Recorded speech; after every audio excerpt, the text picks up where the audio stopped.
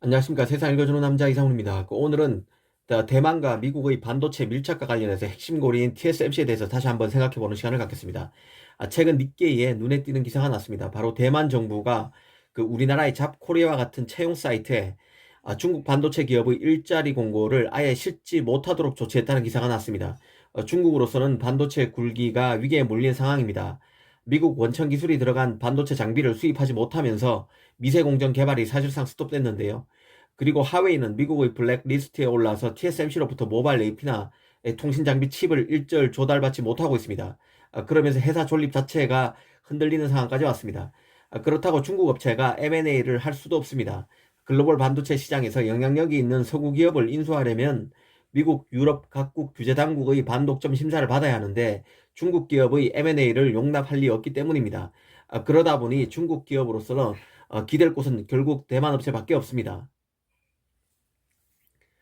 중국으로서는 TSMC 등 최고 대만 반도체 기업으로부터 사람을 빼내서 기술을 수혈하는 것 말고는 답이 없는데요.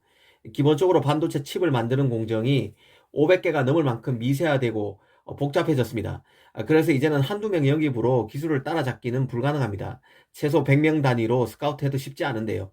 그런 만큼 이제 특정 기업에서 인재 몇몇을 영입해서 기술 격차를 따라잡는 것도 옛말이 돼버리고 있습니다. 특히 LCD, OLED와 같은 디스플레이가 아니라 첨단 기술의 정수라고 할 반도체 분야는 더더욱 그런데요. 그럼에도 중국이 기댈 곳은 대만밖에 없고 인재 영입 시도가 계속되자 대만 정부도 자국의 반도체 브레인이 돈을 쫓아 중국으로 유출되는 것에 대해 단속에 나서는 것 같습니다. 이런 뉴스를 보면 확실히 대만은 미국 편에 섰다는 생각이 듭니다. 이는 곧 TSMC가 미국 편에 섰다는 말과 동의어입니다.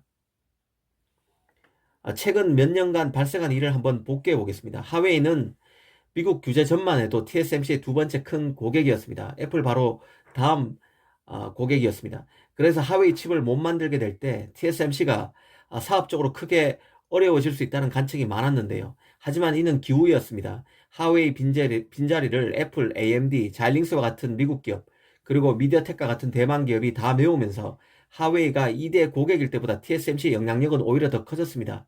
지난 2019년 9월에는 미국 최고위급 국무부 관리인 키스 크라크 경제차관과 차이잉원 대만 총통과의 만찬장에 TSMC 창업자 장중모가 초대되기도 했습니다. 이는 TSMC가 미국의 얼마나 핵심 기업인가를 보여주는 장면이라 하겠습니다. 이 TSMC 주주 구성도 한번 보겠습니다.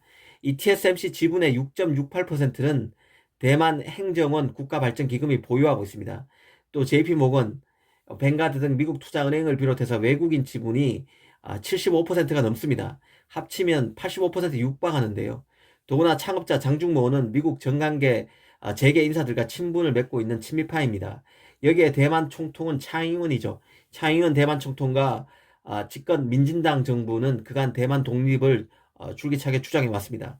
그런 맥락에서 보면 대만이나 TSMC가 미국에 붙어야 살 수 있다는 것을 확실히 알고 이에 따라 움직인다는 것을 알 수 있습니다.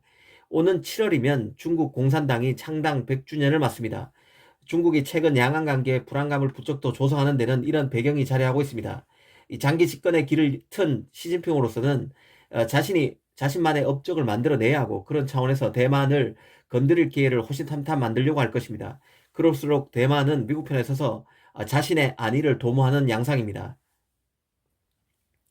한편으로 TSMC는 원천적으로 대만 기업으로서 미국 일각의 의심을 살 수밖에 없는데요. 미국에 밀착되더라도 어떤 기회, 모멘텀이 생기면 중국에 바로 붙을 수 있다는 그런 의구심 말입니다.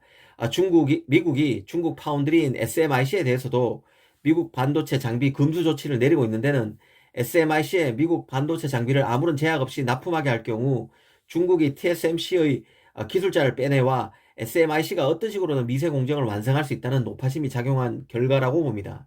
이 장비라도 흔들려야 사람까지 막을 경우 SMIC가 결국 주저앉을 것이라고 생각한다는 얘기죠.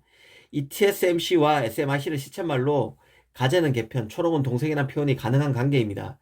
대만 정부로서는 미국 일각의 이런 노파심, 우려를 잘 알고 있기에 자국 반도체 인력에 대한 중국 영입 시도에 대해 대대적인 단속에 들어간다는 게 개인적인 생각입니다. 아무튼 대만과 TSMC는 미국과 밀착해야 미래가 있다는 것을 제대로 알고 움직이고 있다는 생각이 듭니다.